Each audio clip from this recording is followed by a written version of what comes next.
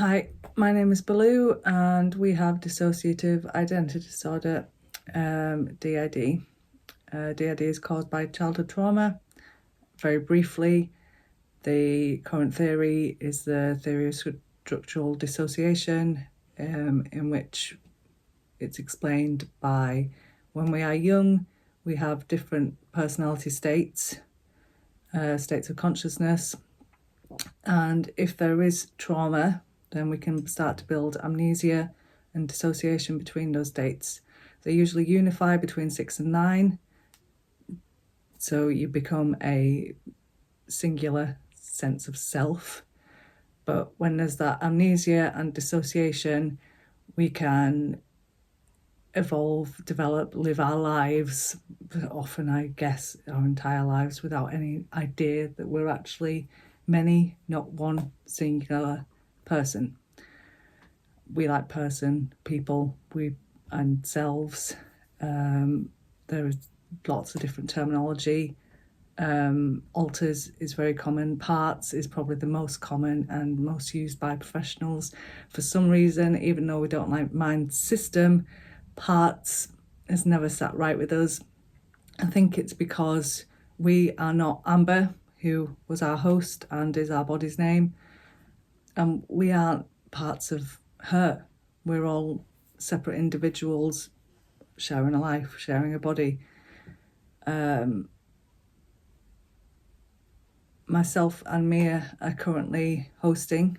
The host is the identity who is living most of the life, often maybe has more control than others. Amber used to, she doesn't anymore, which we'll get into in a bit.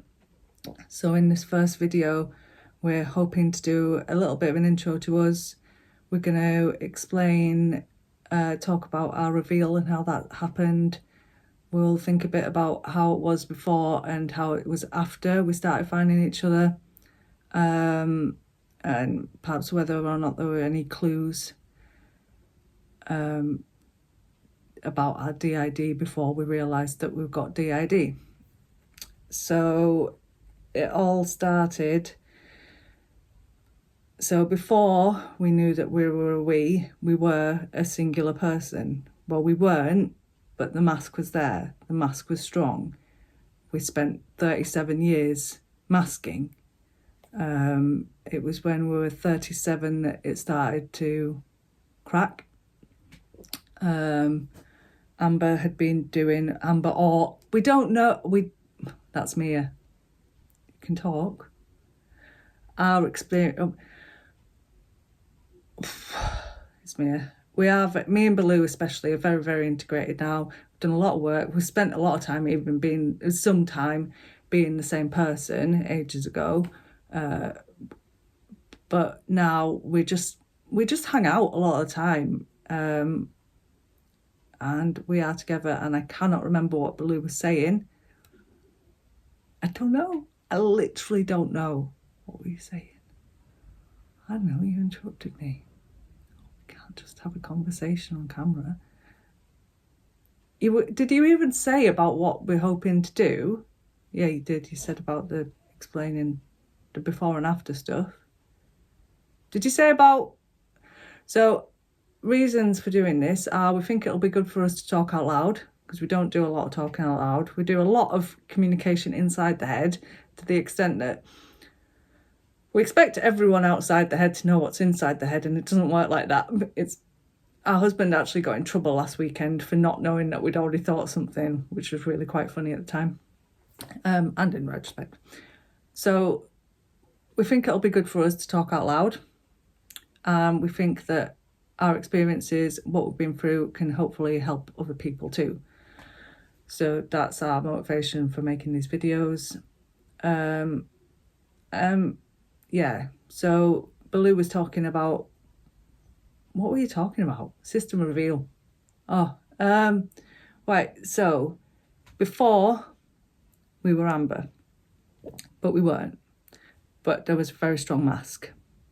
Very, very, very strong. Like everyone just thought they were Amber, because we are, but we're also not. Which is brilliant. What's also great is we can't agree on a collective name. We have, like, did we write, or, well, me and Berlou just use Mia and Berlou quite a lot. So anyway, before Amber had, or we, there's definitely a few people who definitely lived the life with Amber. There's Amber, we'll get into the different people within our system in another video, because there's been tons of us. We were polyfragmented, kind of.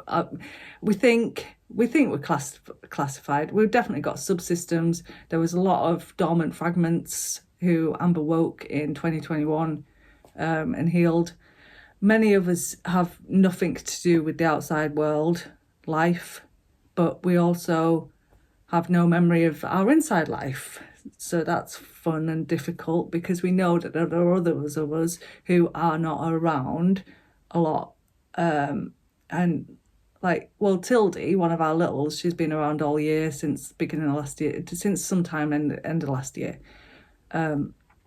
She goes on quite a lot about how she is expecting to disappear, not come back, because loads of people in our system have disappeared and not come back. We don't know where they go. We have vague, dream-like recollections of the place inside here where we live when we aren't here in this body doing things. So there was before and there was after.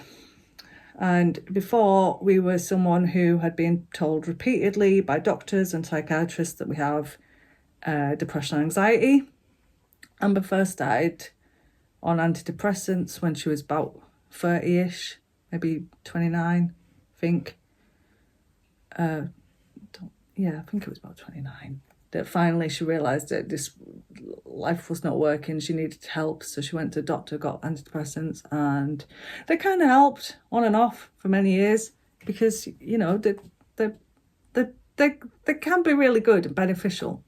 But when you're using antidepressants to try and fix this, it ain't gonna work. You know, you've got to do the healing.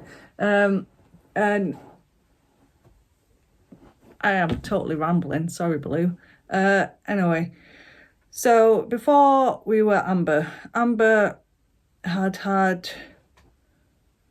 at school, we did rubbish, but there was potential, but it didn't go well. She's had so many jobs, lots of different jobs. Been sacked a load of times, just couldn't keep a job for when we understand why now as well. So in 2016, she'd had yet another breakdown. We had these cyclical breakdowns every 2 years for a long time, at least a decade, but possibly our whole life, but we don't know. And we think they were related to the first trauma. Berlou's our first trauma holder. We'll get into that at some point. And I've gone all shaky and weird. It's just really scary doing this, because the internet is full of... It's the internet. People like to have an opinion about things that they don't understand. We get that. And we know that we are opening ourselves up to ridicule, criticism, and a lot of heartache and pain, really, because we've got it all going on. We think that we're ADHD as well. RSD is rife within we have no idea how to heal that one, and the stuff that is related to do that, we healed a load of stuff which we kind of figured out ourselves, because therapy was... Anyway, so before, in 2016, Amber had yet another breakdown. She'd lost her temp job. Don't know where the yards are coming from. Better not be a switch. Oh, it's a switch. It's all right. I'm trying to... Whoever it is can just go away for the moment. So maybe it was because I was talking about Amber. Don't see a lot of her at the moment. So Amber had, after yet another breakdown, she was in a proper major depressive episode. And she was trying to work out what the heck to do with our life. And sorry, I have gone super shaky because this is a lot. It's a lot. Kudos to anyone who does this. because we might not be. We're very good at starting things and then giving up. Oh, this is going to be a right jumble, but it's, hey, so's our life. So she had trained in massage therapy. And it was going pretty well. She did the training. While she was doing the training, a bunch of the people that were on the training with her had gone and got a myofascial release. Had a little group session with someone who practiced in Sheffield, and they'd come back from this little group session intro thing about myofascial release, and told everyone about it. And there was one lady there who said she had not lifted her arm above shoulder level for over 20 years. And when the therapist was working on her, suddenly her arm was up in the air, and she was just so shocked because she was like, I would not have put my arm there. I would not let anyone else put my arm there, but my arm took itself there. You know, that kind of serious, like, intense stuff that it piqued our interest anyway. So Amber then knew that she wanted to explore this MFR, myofascial release business, a bit more. After she got the massage qualification, she did a little weekend thing in the UK.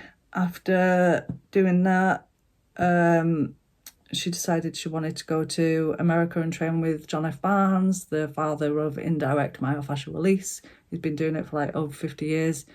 She wanted to go and do some training with him.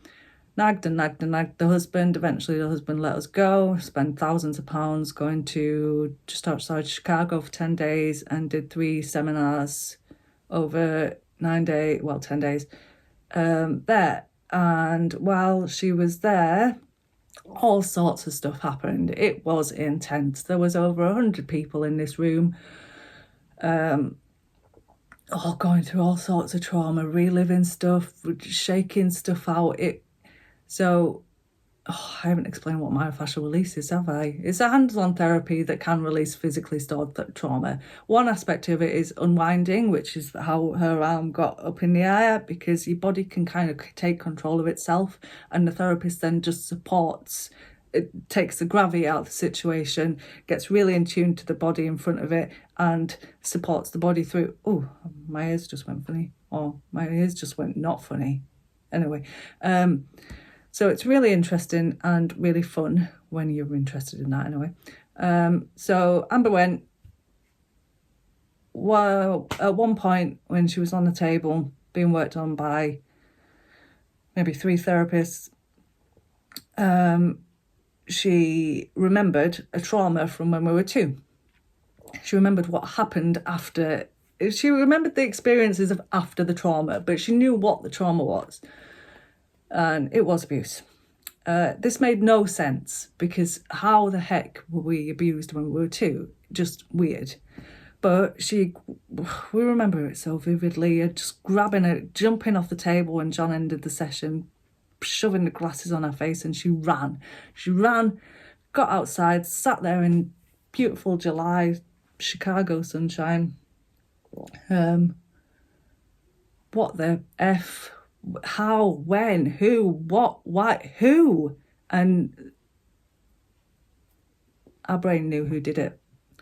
And then afterwards, at some point, she spoke to our mum and asked if this person ever had access to us.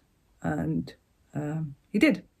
When we were 2, our mum went out with him between splitting up with our biological father, who's probably a cause of more trauma, actually, than the abuser, just from abandonment. And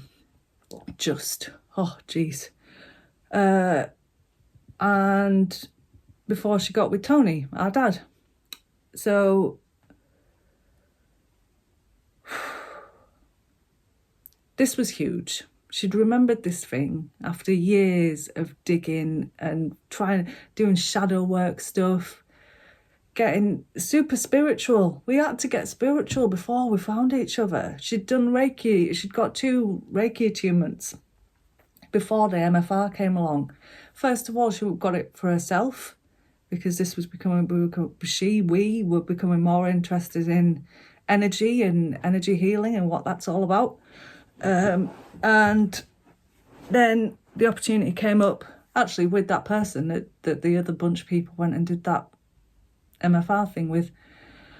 So she just got her level 3 and offered us a discounted level 2. So that had all started. So we were getting super spiritual. Amber had opened herself up. Initially, she wanted her massage practice to be just kind of straight massage, no funny business, no woo-woo, no energy. I just do massage. But she realised that she couldn't maintain that because it wasn't our true self. We are energetic beings as well as physical beings. And we know that ourselves are energetic. We feel it as we come in and out of the body. Which obviously is really crap when we live in the frigging West, where it's weird. We're weird. We know we're weird. Anyway, so Amber had remembered this trauma, which it's like, what do you do with that? You just got to keep going, haven't you? That was 2019. So things were going pretty well. March 2020, she was going to make £1,000, basically, mostly from our living room. She was doing mobile massage, she was doing treatments at home, and it was going well. Like, yeah, grand isn't a lot, but it's not bad for just working in your living room, is it? And obviously 2020 happened, COVID struck, everything stopped, and I wish I could stop shaking. Jeez, it's freaking terrifying doing this. How do you lot do it?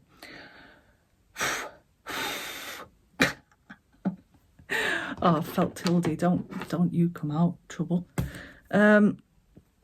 So what was I even saying?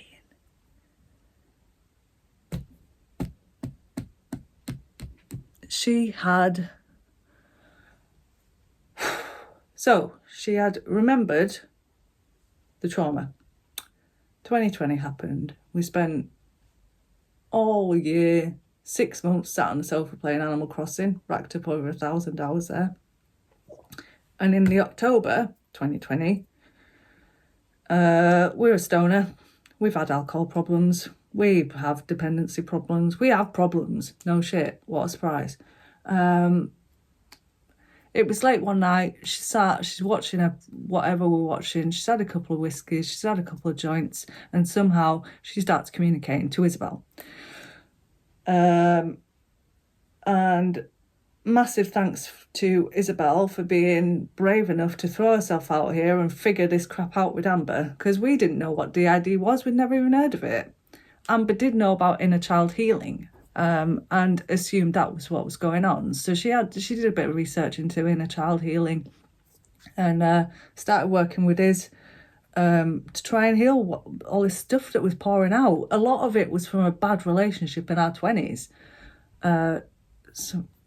But Isabel, she's our protector, but she's now Caris because she's fused with Cara, and together they are much nicer than Isabel, and they are Caris. So there's 2 scars here. This one was when we were 3 or 4, fell over the back of fell off a sofa onto a big speaker. Massive hole in the head, bone all showing and everything. Our mum had to get us to hospital quick. They lived in a pub at the time, and there was a taxi rank outside, so it was chuck us in the car and get to hospital. And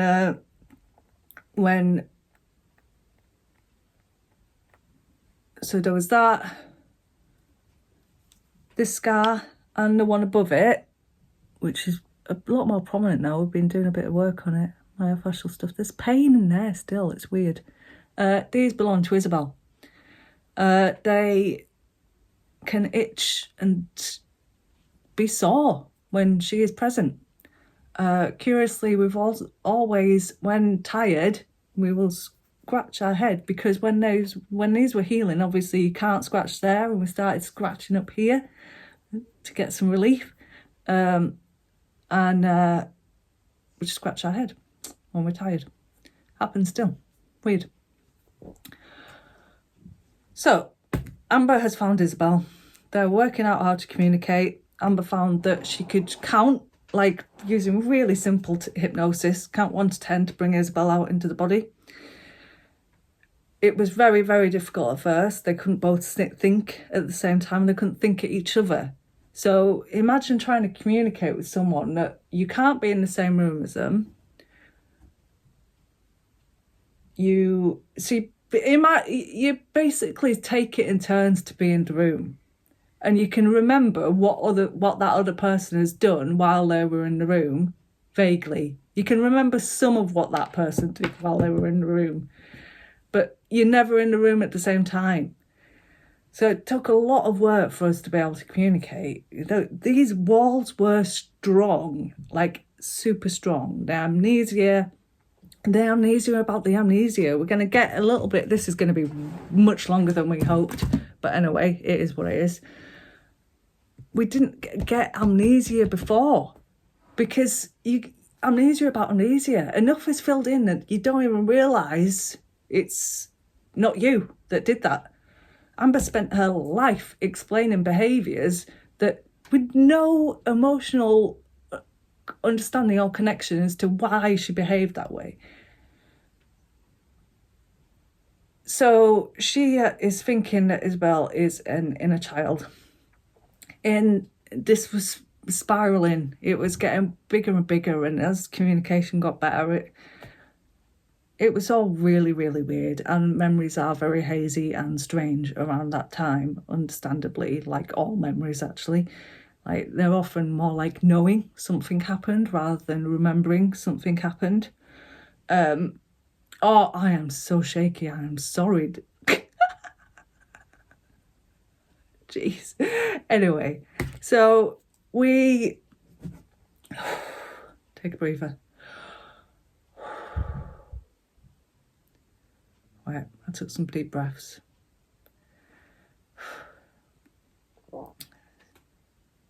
It's Berlou back. Someone here had the ridiculous idea that every time it's Berlou, I should lift up Cleo, and every time it's Mia, she should lift up. It was a fun idea. If we get switchy and it becomes a chat, we'll do that, maybe. So Amber did, in the December, tell our mum and our husband, I'll get onto the husband in a minute, she told our mum that she found a child in her head, an angry teenager who takes control when she's been drinking. This is what she told Ben as well. It was while they'd gone out to dinner one day over burgers. She's like, okay, I need to talk to you. I need to tell you something. And she tells him, oh, it's Mia back. She tells him that she's found this angry teenager in her head who takes control when she's been drinking. Ben's like, what the F? Actually, that makes sense. She's like, what do you mean? It makes sense. He's like, well, you behave like a teenager when you've been drinking. So they knew. Starting to come out a little bit. On Christmas Eve, same situation. Smoke, a drink, nice little whiskey. We're at home. It's lockdown Christmas, so we were just going up to our parents for the single day. We drove up on Christmas Day morning, and on Christmas Eve, Amber suddenly felt like she regressed. So she sat by herself again, having a talk and a drink, watching whatever. And she's suddenly 6 years old. Very confused by this. Doesn't know what the heck's going on. In the morning, she gets up and she is 38. Just turned 38. Again, what the heck is going on? What the heck is going on out there? So she went home for Christmas, managed to pretend to be normal. But she knew that Mia was here. First of all, when I first came out, I was 6. A couple of days later, I don't know what caused this. We don't know what happened, but I was coming out, which when you, it's a strange experience, the whole switching situation. But so I'm on my way out, and I didn't know how to present. I didn't know what, I didn't, and then suddenly I split, and there was two of me, and Amber and Isabel kind of witnessed it, and it was really strange, and I didn't know what to do, and there's another me over there, and Mia, got like, I got my together. Mia's struggling to talk about it. We often find it easier to talk about each other, third person, rather than talk about our own experiences, because we've got intimate knowledge of each other's experiences, sharing a brain. So Mia had split.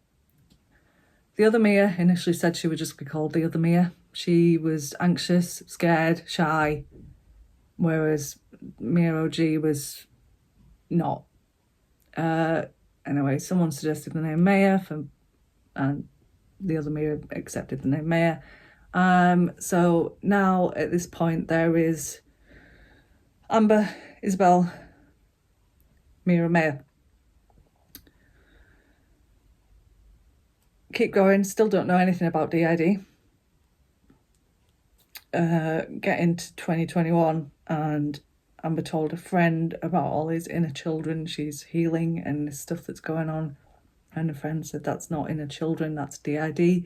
Amber said, what's DID? Friend sent her a link to a YouTube video, and together they all sat and watched it, and it made sense. It explained what the heck was going on. There was massive relief. Found a reason. We weren't crazy. They weren't crazy. So I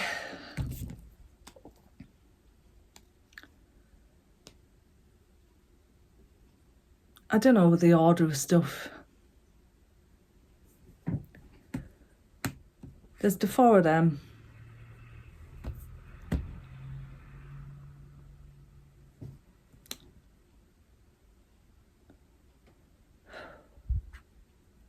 I, Berlou, first made myself known sometime after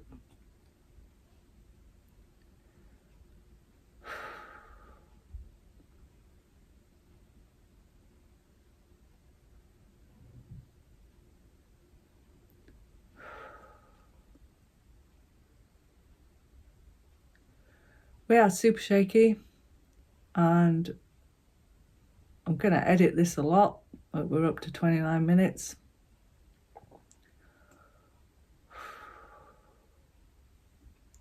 Bit hungry. We're going to take a break, see what we've got, see what else we want to do in this video, and come back and carry on later. Hello again, we're back. So we've had some lunch, done a play, Zelda, and been for a walk, and we tried to edit it down a bit, but it was still way too long, so we are definitely not going to do in this video everything that we hope to do. We won't get into the symptoms and stuff. We'll look at that another time, because it's been really fun actually. We've gone through a bit of the SCID with our therapist. That's a diagnostic tool for dissociative disorders. And it is interesting to reflect on, like, before and after. We did miss a couple of things. So about the whole drinking and smoking thing, before that night in October 2020, like, it was always that if we drank and smoked weed, Amber would have complete blackout amnesia. She'd have no recollection of what happened during the time. And we can have a right party. Now we see it. We don't drink anymore, very rarely anyway. And when we do, when we have a joint, we can have the best time ever in our head, throwing some music, and but anyway, we don't do that. sadly. Not sadly, see, there's some conflict about this. So in terms of like clues from before, I'm not going to get into any more of the reveal and what happened with that, because one of our plans is to make another video and go through like all of the people who have presented at one point or another in our head, and try and figure out what is going, who's around, who's not around, because we hear different voices coming out our mouth all the time, and a lot of the time we've no idea who's speaking them, and a lot of people aren't bothered about being present and would prefer to just back away slowly. Like Mia made Steph talk to our therapist last week, which was unusual. A load of them, the older people especially, like me, Berlou, but Mia's teenage now. She was 7 for a long time. Sorry if you can hear Jason drinking. He's just had his dinner, and that's the dog, not. Forgotten what we're saying now. So we totally forgot what we were saying. We got distracted by our dog having a drink. I've no idea. Oh, welcome to our life. Jeez. Reveal. You were going to say, you said about, we're going to get into the whole system situation in another video. We definitely have a lot to talk about the process of getting a diagnosis and the process of then getting help, because that was a right palaver. We're now in therapy with CTAD, through CTAD. But in terms of clues, like before and after, before we said that the amnesia wasn't evident, and it really wasn't. There were multiple times of, but not many, that it was really clear that there was some serious amnesia going on. So one funny story was in 2010. I'm not going to tell the whole story of why we ended up in a house with some Polish people taking mushrooms and having and drinking and doing God knows what else in Belgium. But that happened, and hilariously, after taking some mushrooms,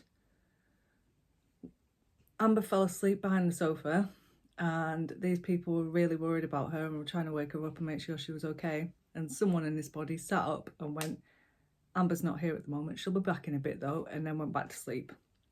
So that was hilarious when we remembered that one. We do wonder who it was who was like, she's not here, stop trying to find her. Like, there was a time that we went on a holiday with a boyfriend.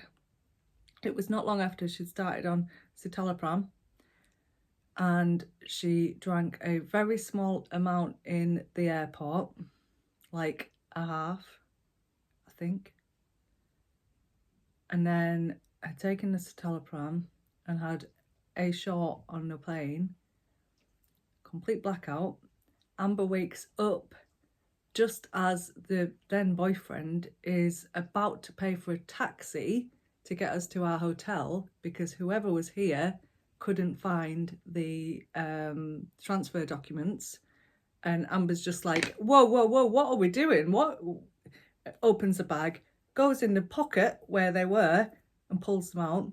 Whoever had been here had very dramatically emptied our entire bag out in the middle of the airport trying to find stuff, which they had no idea where any of it was, because apparently they weren't Amber. But we don't have amnesia or anything. There was another time something happened in school, not in school, but when we were doing, we didn't do A-levels, we did a diploma in nursery nursing, and something happened that there was never any memory of, and it always caused a lot of confusion, and we don't know why it was blocked out for us, and we still don't know nothing. Just a bit strange, but this is going back like well over 20 years. So yeah, I think we'll probably get into more about the whole before and after and the symptoms when we like properly consider the symptoms, get them up and think about them properly. Excuse me, I'll delete that. But yeah, if there's any questions, please ask. We are open because we can be, because we're safe, because we're old, and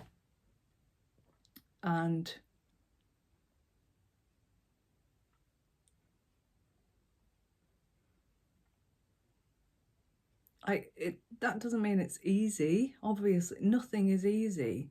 We left in a load of the dissociation in this while we were editing, because that's the truth, you know.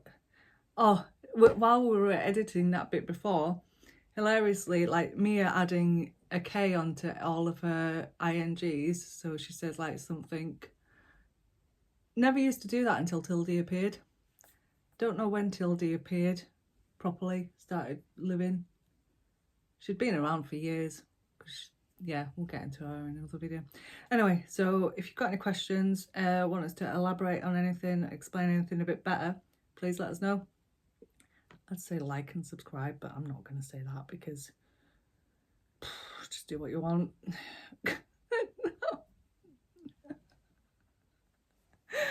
Oh, the times that we argue between ourselves, at someone, at our mum, at our husband, that's the limitation really. We don't get out, we don't do anything. It's too hard. We don't have a name that someone can use. We switch all the time. We find it exhausting being around people and talking, and especially if you've got a mask. It's one thing if we can just be ourselves, but Mia can't mask. If she tries to pretend to be Amber, like she starts talking posh. It's ridiculous.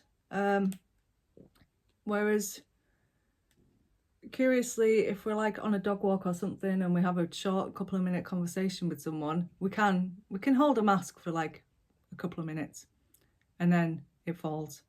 And as soon as it becomes conscious and we realise we're doing it, it becomes increasingly difficult because we're not her. And she has backed away from this life to let us have a go. As ridiculous as that sounds, like me, Berlou, I literally didn't start living until three and a half years ago. It was when, yeah, but I'll explain a bit more about my healing and how that all happened another time. I was fused with them. Our goal isn't unification. We don't want to become one. We couldn't become one.